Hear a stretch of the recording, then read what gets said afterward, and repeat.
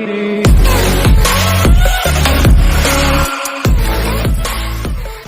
guys, welcome back to the channel, or welcome to the channel for the first time.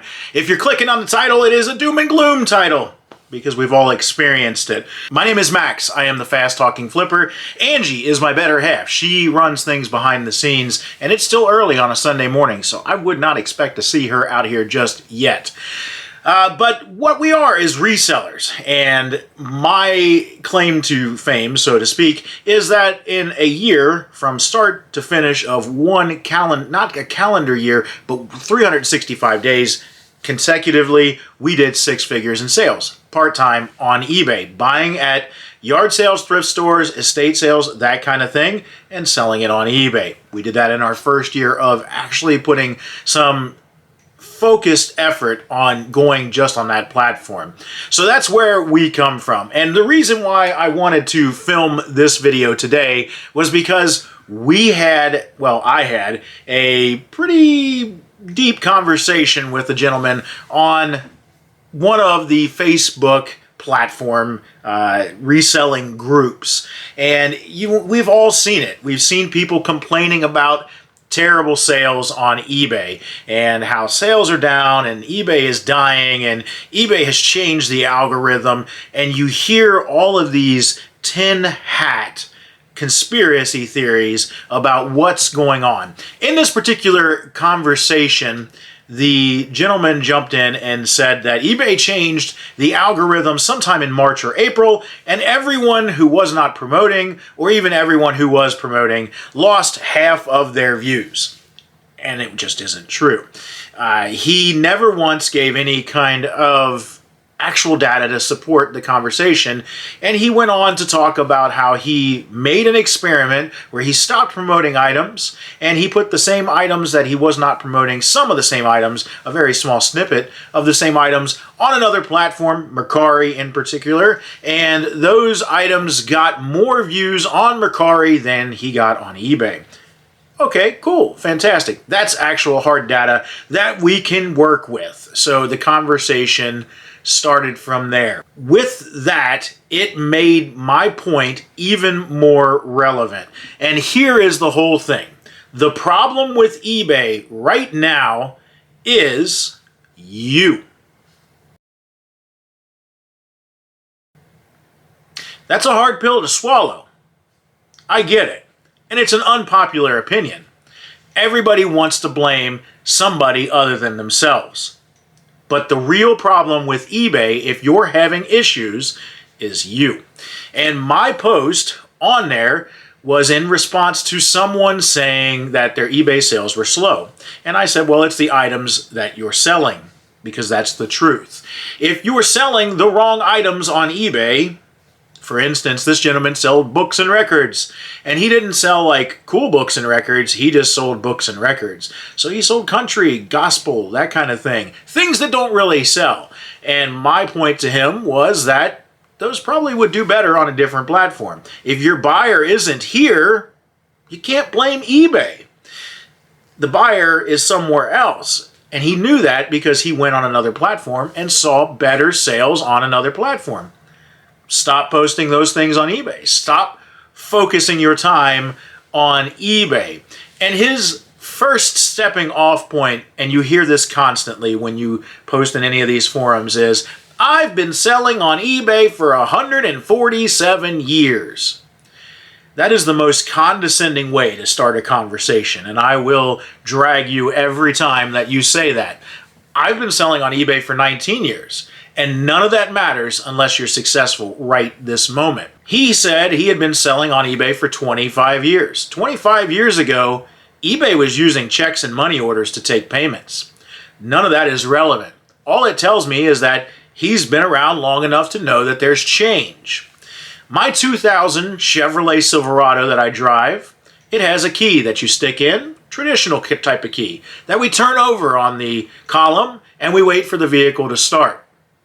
That car is 23 years old. It is a 2000.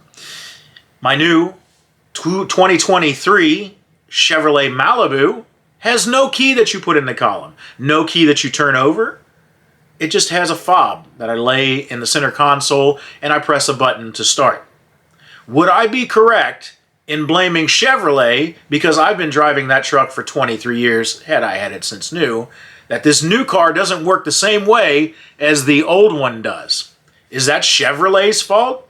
Or is it my fault for not keeping up with the times? Change is not a bad thing. eBay is moving toward a buyer experiential platform, one that takes care of the buyer. We've all seen that. We've seen it when we have issues and they want to take care of the buyer before they take care of the seller.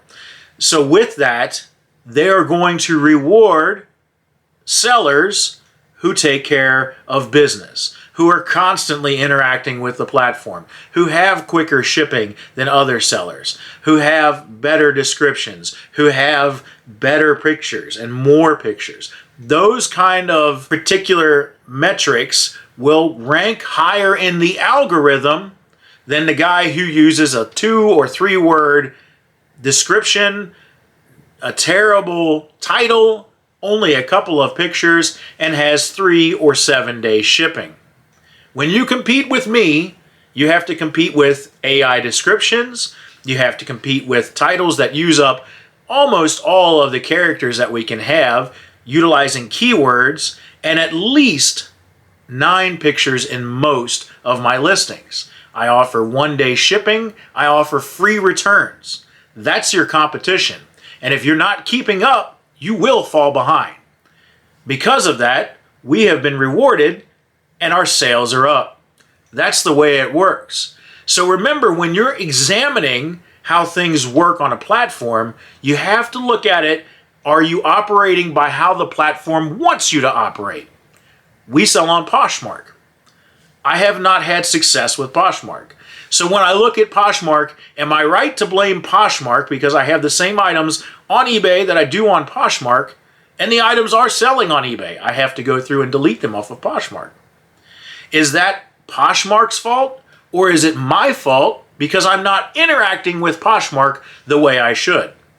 Posh wants me to like other people and to share other people and to follow other people and all that stuff. It wants constant interaction, and I'm not doing that. Not that I won't, I just haven't been. It's a platform that's new to me, so I need to pick up some tips and tricks on what to do there.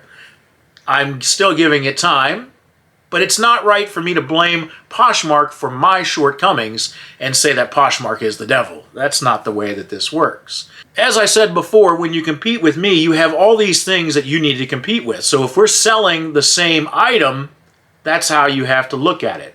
So at that point, what can you do different than I do?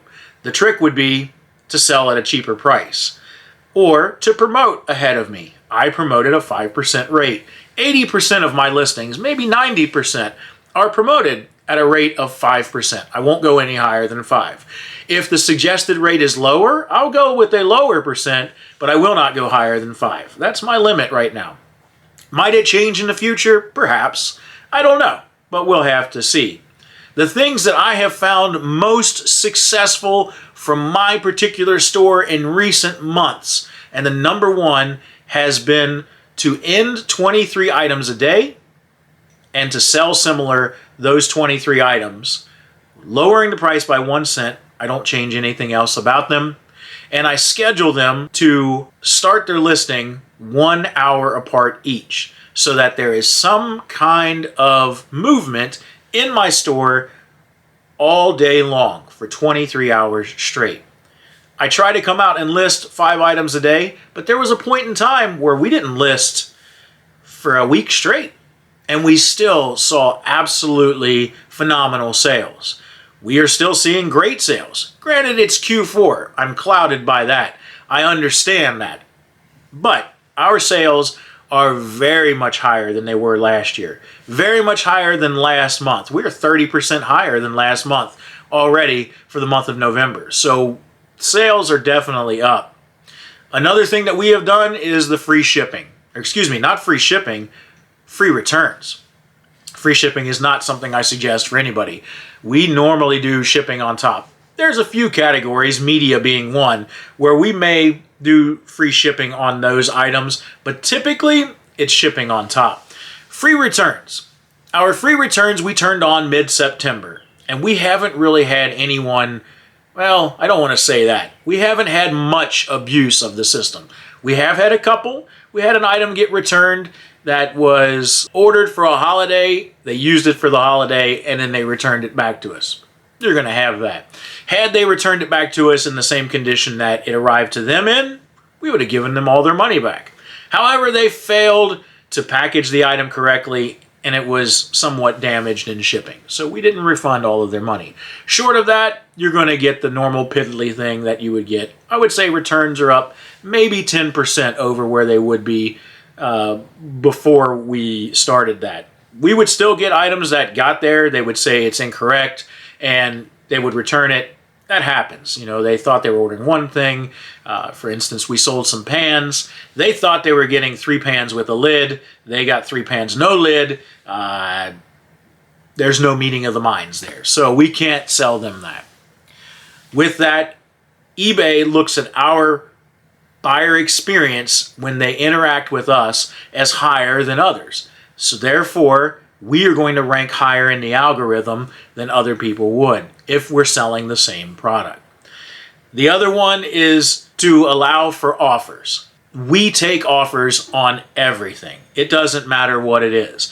And we send offers very aggressively. I'll send offers 5 to 10 times a day. I send offers at 8% off. I see when an item I have just listed has come up in the watcher list and it's eligible to send offers on.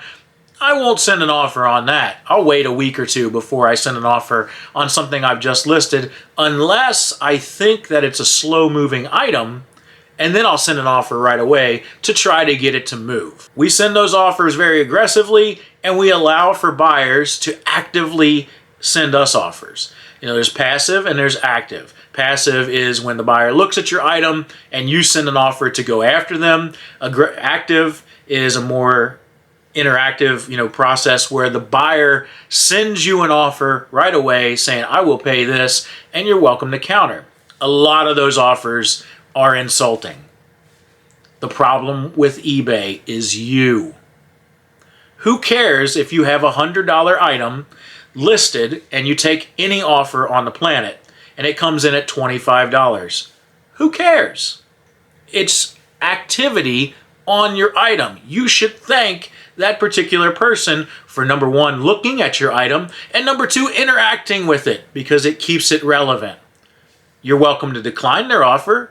The easiest thing to do is to reply back to their offer with the offer you would accept. In that particular instance, if I had a $100 item, it had been listed for a couple weeks, they offered $25, I'd reply with $90. If they replied with anything ridiculously low again, then I would reply with $90 again. And usually, it's been my experience, usually that second time when you don't move, they'll decline your offer and they'll move along their way. It doesn't matter. It's keeping you interacting with eBay. It's giving you the opportunity to continue to move your eBay store and keep it relative. That's a super important thing. Just take the offer, reply to it as you would normally. Sometimes, if it's a hot moving item that you have expected to sell, for instance, we got an offer on Pokemon games that we know will sell at our asking price, and it was a low offer, simply decline it and move on. No reason to even expend any kind of emotion or put any effort out there and feel bad about, them sending you a negative offer. Don't worry about it. Those are the biggest 3 things that we've been doing different in the last couple of months that really, really, really turned our store around. It took us from being ho-hum to absolutely on fire and being ahead of schedule, whereas we were about 15% behind where we wanted to be for the year, and now we're about 5% in front of where we want to be for the year. That's all I got for you guys. I hope you enjoy the topic. I hope that I've given you some insight or some things to think about. Don't be hard on yourself, but do examine yourself first before you examine anything else to make sure that you are doing things the way that the platform wants you to. Thanks for tuning in. Remember to like, subscribe, share, comment down below. Let me know if you agree, if you disagree. I definitely want to hear. I want to have a debate with you guys. Let me know what you think. Comment down below. If you're not subscribed, please do. If you are, thank you for being here. We will see you on the next one.